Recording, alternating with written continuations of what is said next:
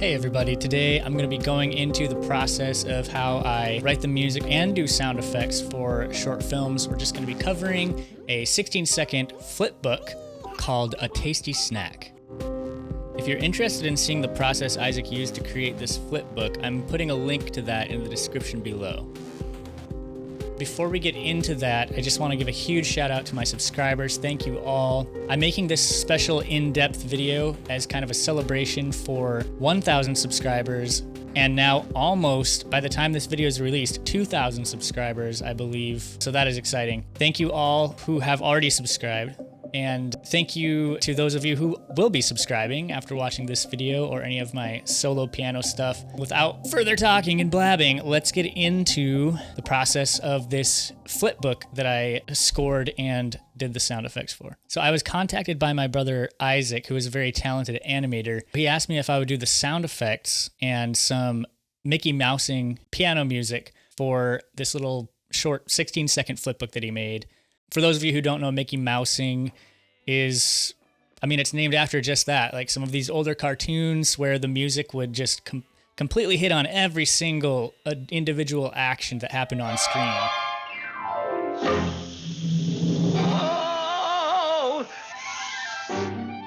It can get pretty annoying if it's not a cartoon or a comedy. Mickey Mousing is almost painstakingly going through and trying to make the music amplify or heighten every single action that happens on screen. And so I was like, sure, this sounds great. I love doing that kind of stuff. The thing was, I didn't think I would have enough time to do the sound effects. And so I started with the music, which is generally not the way I start things if I'm doing both sound effects and music. I usually start with the sound effects to really bring the characters and the environments to life. And then I will do the music after so that the music can kind of not step on any of the conversation or dialogue. We're going to do music first, and then we'll look at the sound. So this is what I was sent and what I had to work with.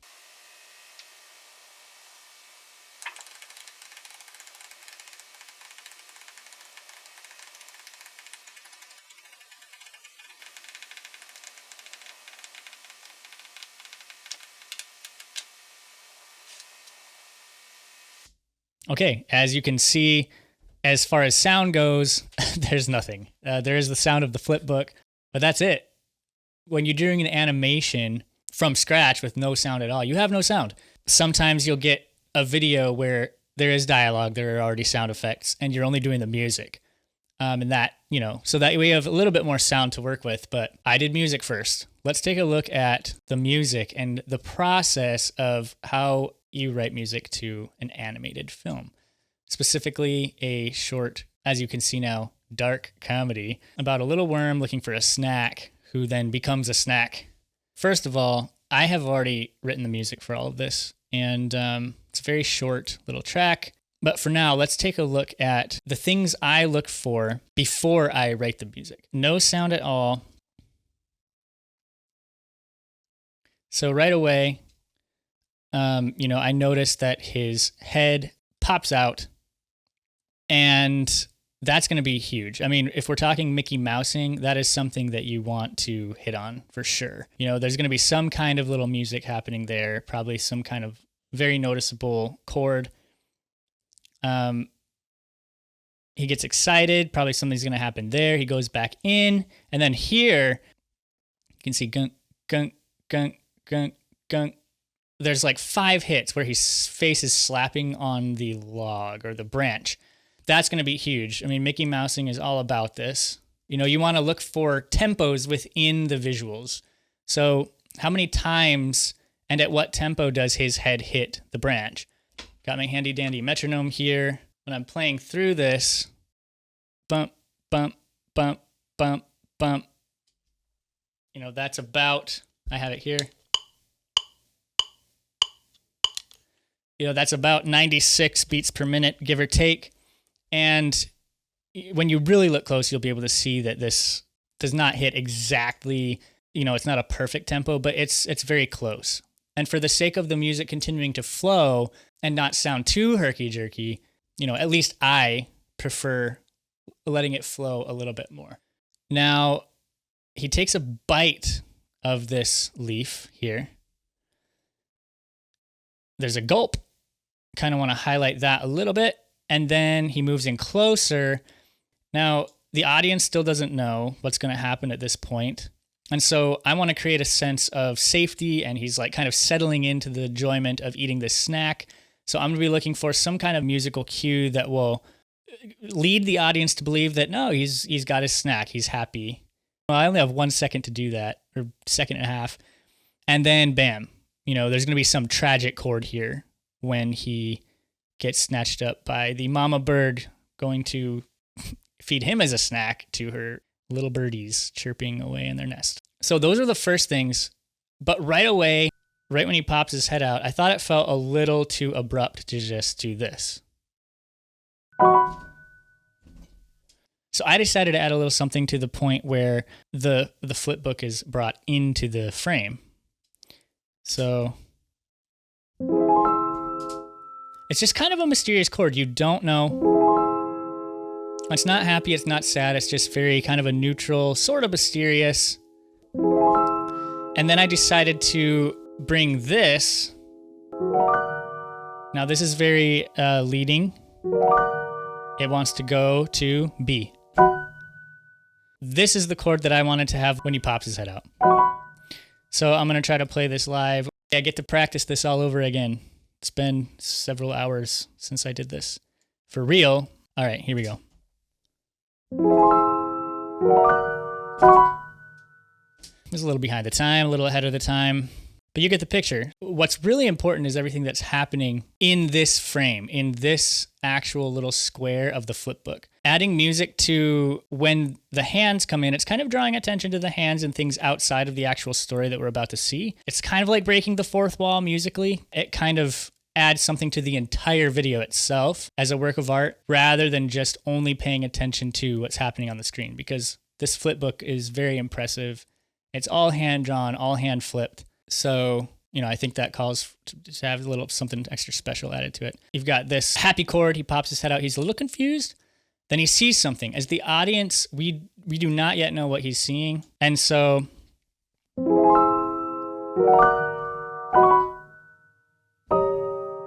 I'm not going to get too much into the music theory here. I will a little bit. But after the B chord, he sees something. So we've introduced our character. He sees something. Next up, we have him running towards his, or whatever you call that, slapping and flapping towards his snack. So right here, I wanted something that was a little light and staccato. When you see his movement, it kind of is. It's but. It's kind of how it feels to me. That's how it looks to me. So the chords I wanted for this were something ascending, because it feels like even though he's going straight, it feels like he's still kind of like trying to reach a goal. He's trying to get somewhere, and he's going out on a limb. So the first chords I tried were G, A, B, and it sounded a little, it sounds a little Mario or fanfare-y, which is obviously not really the thing I had in mind. I mean, it could work. Yeah, actually, that actually works pretty good. But I didn't want it to feel such like that, so I made them 7 chords. It's a little more cartoony, a little more dissonant, but there are 5 hits. So we so far have 1, 2, 3, and then I went for this. So we've got the last chord is not a 7 because I wanted it to feel final, like he's arrived. And it's, again, B. We're back at B. So he comes out on B. He arrives at the plant, at the leaf, the snack on B. But what about the da da da da da da da da? You take your chord and you add some kind of rhythm and melody to it. So the melody I crafted out of this is just a simple. That is crafted out of the exact chord progression that has happened here. So you've got. I just did just kind of some triplets. And that's it. You add them together.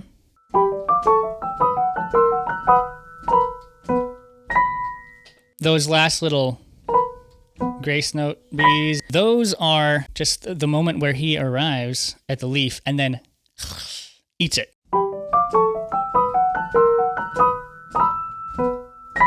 Pardon that mistake. You get the picture. Then, what are we going to do for after he eats the leaf? So he gulps it down. I wanted to hit on that a little bit.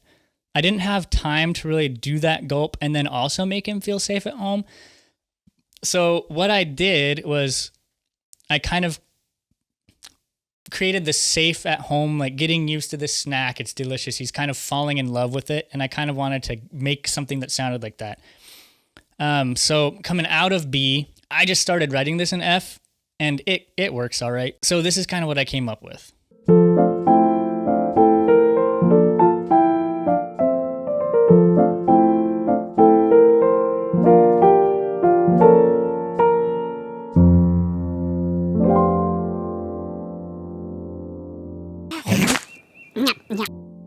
So that's the little googly eyes for snack theme that I came up with. But you only get a second of that. And I also wanted to hit on the gulp.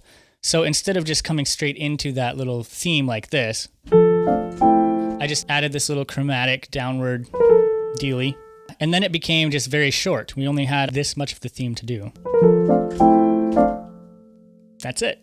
But I still knew in my head where that would go and where the worm, was hoping that would go. But then it turns into tragedy. And he gets swept away by Mama Bird. Yeah, tragic. And that chord, obviously not rooted in B, didn't want it to have really anything to do with it. It's actually a G9 sharp 5. So here is the live acoustic performance of, I think it was like the 18th take.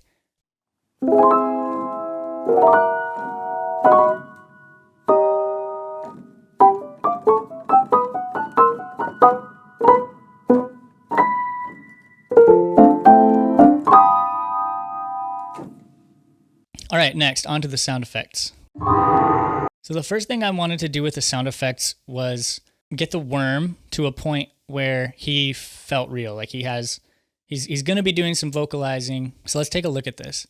You can already kind of picture the music here. But what I'm looking for now is the worm. What is he going to make? Not his environment, not the leaves, not the whatever, not the what's going to be outside, but just the worm himself. How am I going to bring him to life? So he's a little confused. I decided to make him go, He's looking for something. He's looking down, he's looking up, and I want to make it appear that he is looking for something. He's a little confused. Maybe at first he didn't see what he's after, but then, little smile. He's looking ahead. He sees something for sure. So he has an intake of breath or maybe some kind of exclamation, and then he sucks back in and then leaps out and slaps his face on the branch there. Bap, bap, bap, bap, bap. Gotta highlight those sounds again. He's maybe going to be grunting. He's going to be working. So essentially, I mean, this is, I'll just show you literally what I do for these sounds. I'm not primarily a voiceover artist, but I have done some stuff, and this is one of them.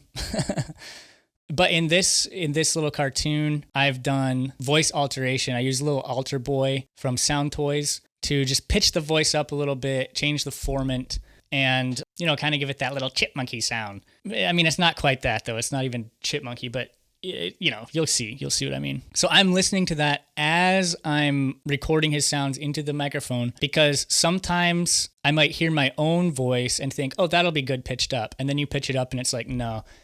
So I want to try to get it as close as I can while listening to the pitched up voice, because it just saves time. This is what it would look like. Wee.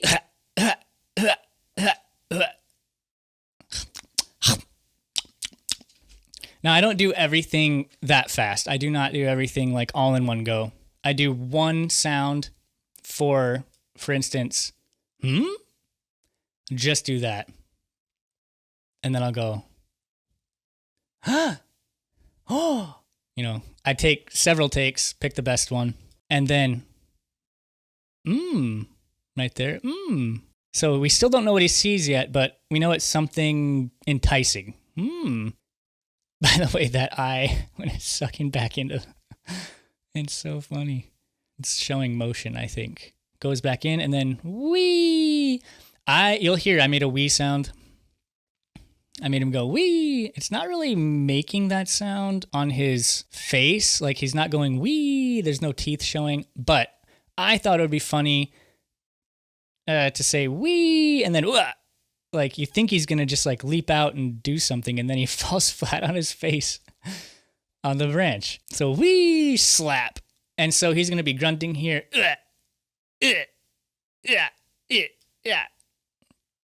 And then he's going to smack his lips a little bit.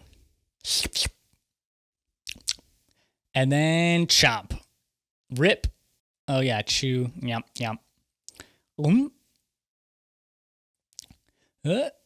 He's going to have like a little oof and and then a scream as he goes off into the distance in the talons of the bird.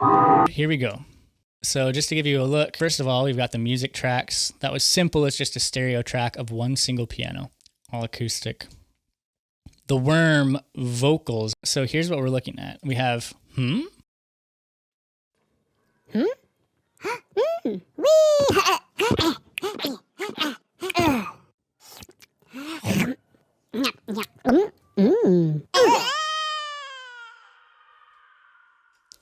So that is just the worm sounds. Some of them are when he was slapping his head on the branch. I did those just with my mouth as well. I just kind of did some and some sounds. I'll show you what those sound like isolated.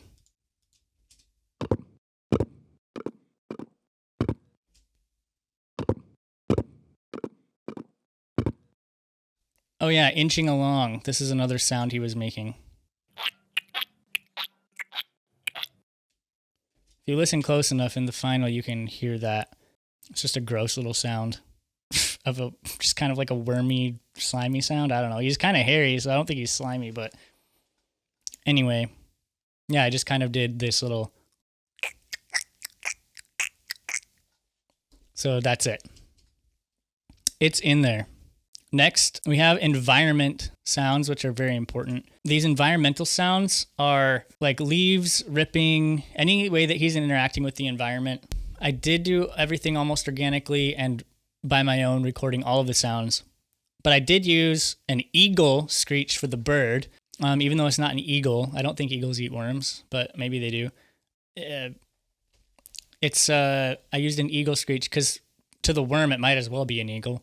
Then I used just kind of a recorded sound of birds outdoors. I just used all royalty-free public domain tracks because there are a lot of good, if you search, you can find some good ones. You don't have as big of an option, but for this project, I got lucky. What is the other thing I used? Oh yeah, I got the bush. So first of all, we have the bush rustling.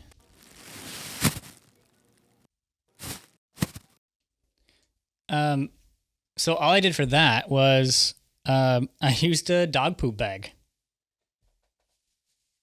I have this pink dog poop bag here.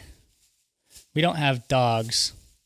It's a makeup artist thing. My wife is a makeup artist, and makeup artists use dog poop bags for dirty brushes. So got a lot on hand. This was laying around, and I was like, this makes some pretty good leaf noises. So what I did, you just kind of have to act the sound. I was a little behind. But the nice thing is, once you get the sound recorded, if it's the sound you want, you just drag it a little bit. You just drag it into place to where you need it, and then it's good. And so for this one, all of these were made by a dog poop bag. And I kept some of the low end in that because I wanted it to have a little bit of oomph. And I supplemented the high end with this bush sound. So put them together.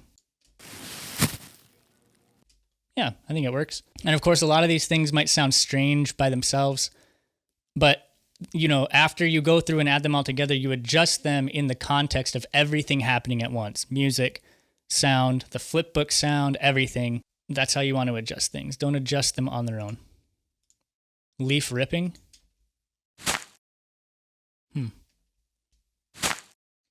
Oh, it's transposed down. I don't know if you can see that here.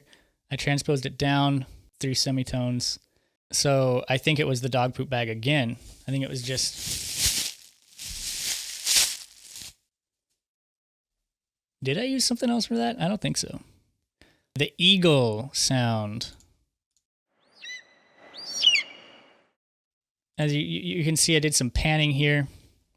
The eagle starts on the left.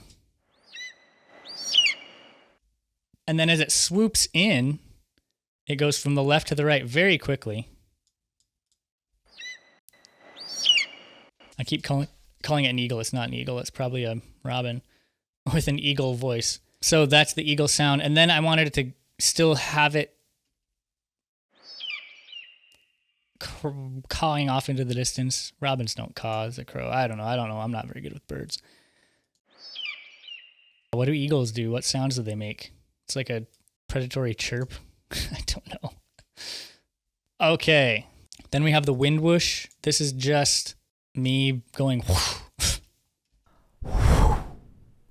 literally, that is, you could tell that's a human voice. But you can't really hear, you hear the whoosh of it in the final mix, but it, you don't really know it's a human voice. If you listen really hard, you might be able to, but don't listen that hard. Oh yeah, wings flapping. Again, dog poop bag. I don't know, it kind of sounds not quite feathery, but you just take this, and when you're watching the bird come through,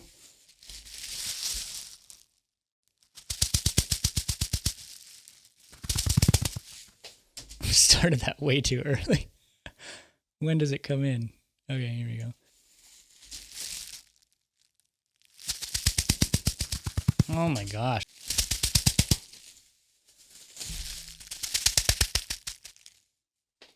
Yeah.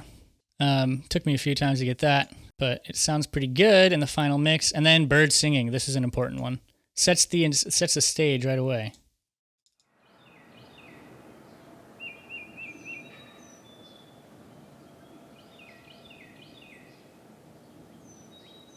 I did a flip book a while back too, a couple years ago, and my friend Dodie Harmon, he did a great bird sound.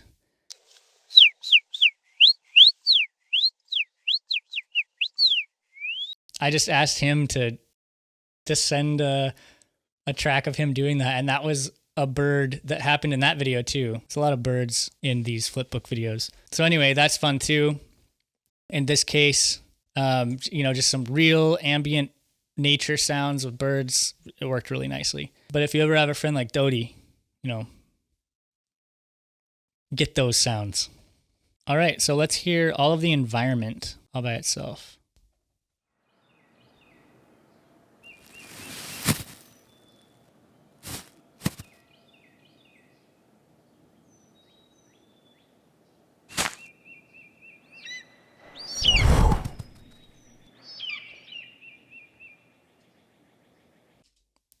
Okay, and now the worm all by itself.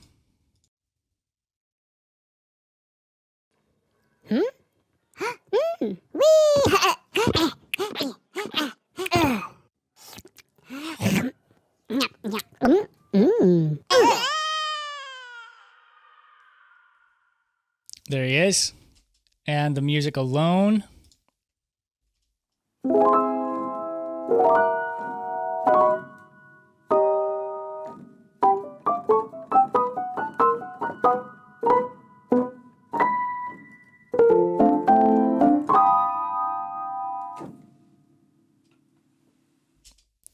Okay, and all three combined.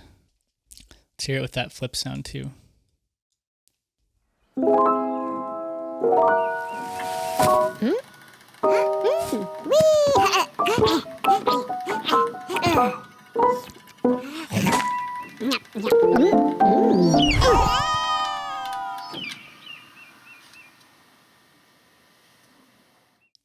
So the flip sound was recorded with the camera that he used to film the flip book. So the audio is like it's picking up a lot of background noise and a hum, but it still brings the environment that he was in flipping the book and meshing it with the environment of the flip book itself. It's like if you're imagining the flip book happening and you're bringing that character or those characters to life, you're still also going to be hearing whatever environment you're in flipping the book itself. So it's kind of just like doubly immersive. You're watching a video of an imaginative story come to life before your eyes. I hope you enjoyed this video. Thank you for watching. I don't always post stuff like this. If you liked it, let me know. Maybe I will do more like this. I know this channel was founded on solo piano material, and I'm so grateful for those of you who have subscribed for that very reason. And I hope this isn't something that turns you off to this channel, but if you enjoyed it, definitely let me know. If you want to see more piano stuff, music, composition, material in general, hit subscribe below. I would love to see your smiling face in the comment section. And be sure to go check out Isaac's channel. He has a lot of cool stuff related to animation over there. Really cool videos on flipbooks, of course, animation, stop motion. Go check it out.